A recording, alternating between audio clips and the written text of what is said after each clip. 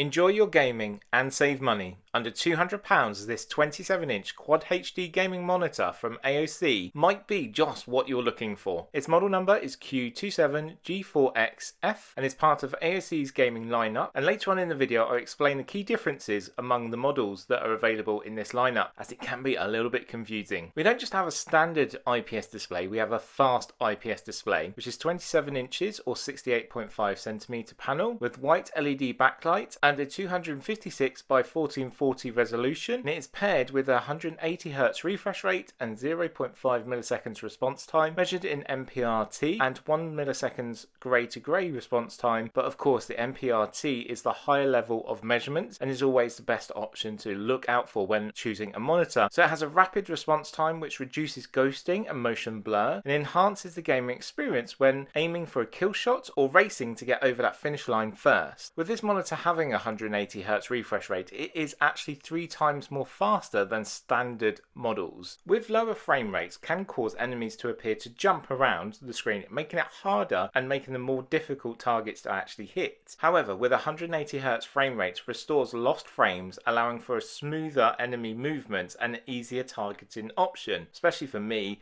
trying to shoot someone that's a long distance away. I don't need them jumping around as well, making it even more difficult. So if you are a gamer or use your monitor for a mixture of tasks like myself, who enjoys a bit of gaming as well as running my social media business, this monitor might be the perfect choice for you. Offering 16.7 million colours, 300 nits of brightness, HDR10 quality, all combined to give you an enjoyable gaming experience with a deeper blacks and bright richer colours for when you are either photo editing, video editing, or even when you want to just sit back and enjoy a movie. It looks really good. You also have the sRGB coverage of 117.2, DCI P3 of 93.4, but this monitor is more designed for enjoying for gaming. You will notice with this panel that it does have an anti-glare and a matte finish to it. I do have an incredible bright light source coming in from the right hand side, but that's just for me, but it did seem to work really well in bright light, and also you could turn it around and then during the night time it's an enjoyable experience anyway. Starting with the design, made from a textured black plastic on the body of your monitor, the column and the stand with a metal plate in the hexagonal base and column to give extra level of sturdiness. Turning to the back of your monitor, the 3D geometric design continues on the monitor housing, which has the branding of AOC Gaming. Thanks to the built-in clip, removing the column and stand is easy. With a simple push up of the tab, it releases. And also you can see here that you can opt to use a VESA mount 100 by 100 if you want to use a desk arm, which most people choose to do.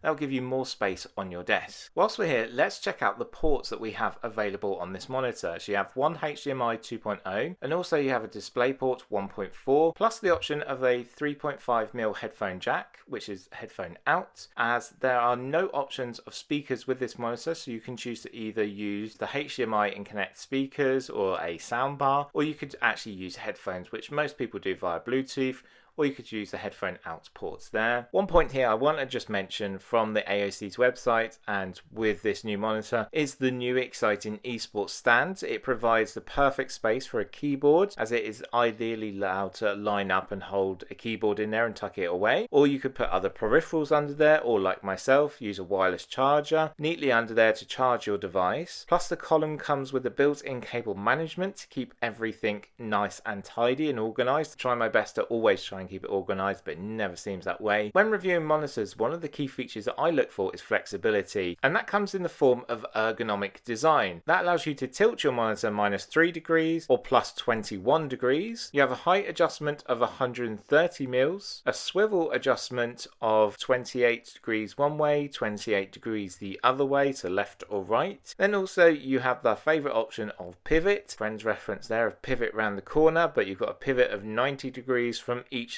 side as well, so you can choose which way you want to pivot your display. So having so many options means your setup can be set the way you want to, can be optimized for gaming experience, enjoying movies, creating content, or like me, worry about the stock markets that's happening at the moment. I can have it in a vertical format and actually see what's going on in the stock markets, working through projects, and the best suited for a portrait design. So when it comes to gaming, first, ignore my terrible attempt to show off some of my videos.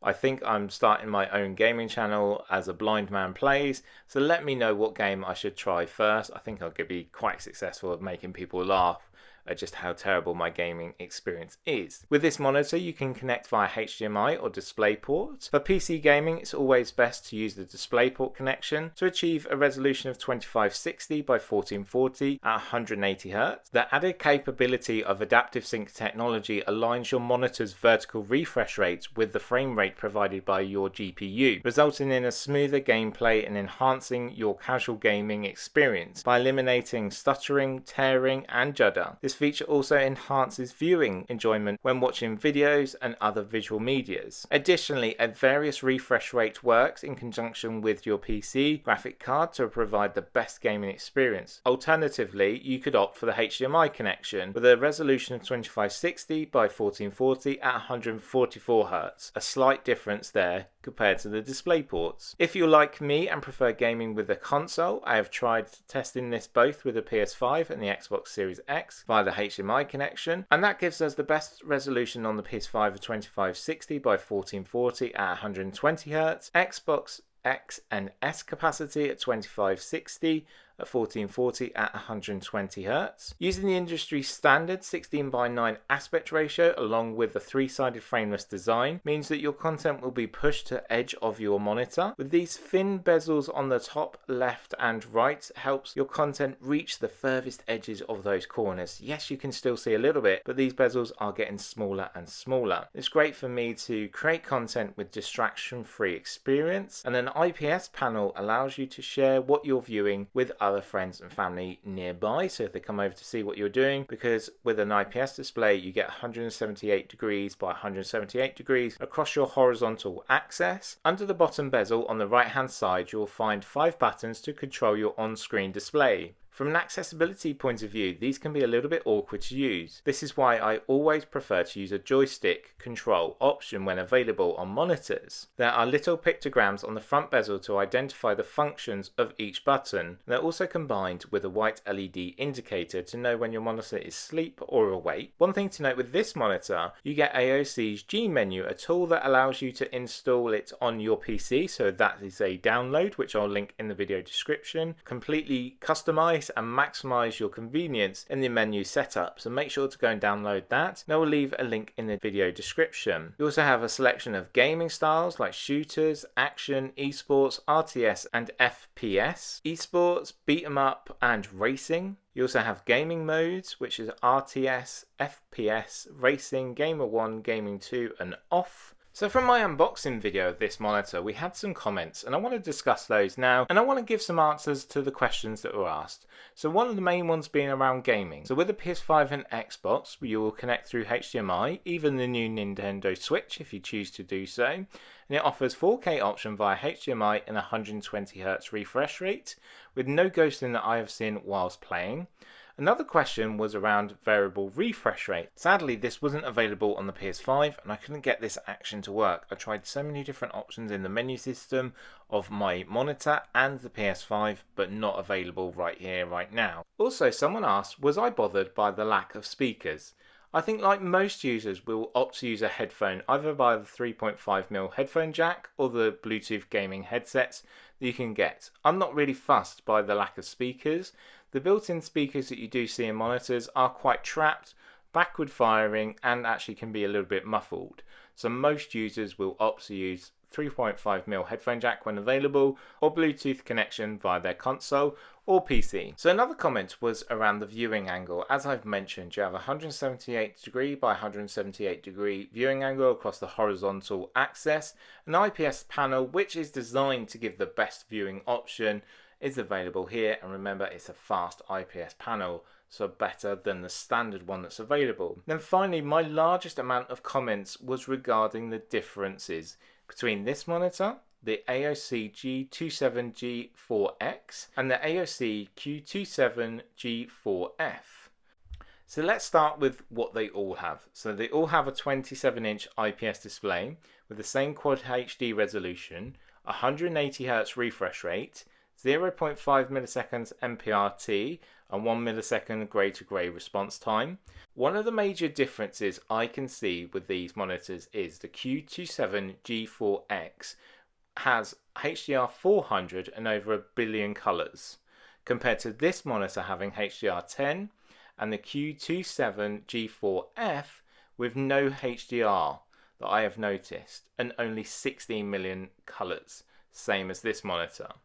So if you're looking for more colour and a higher rate of HDR, the Q27G4X may be the better option for you, and I'll leave these all linked in the video description. So to finish off with my personal thoughts, a couple of extra features worth mentioning which everyone might not use but certainly a benefit for me are the options of flicker-free technology and low blue mode.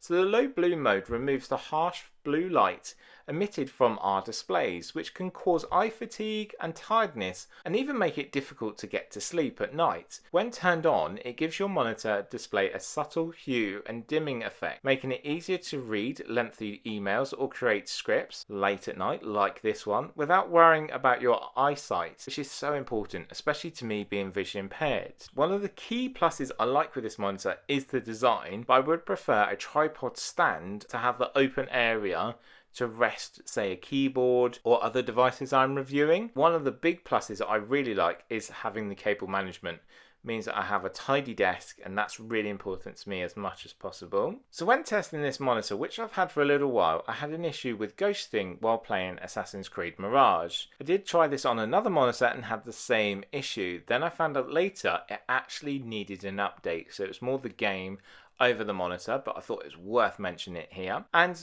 the on-screen display to change the settings is easy and simple, but also you do have that big plus if you are a PC user.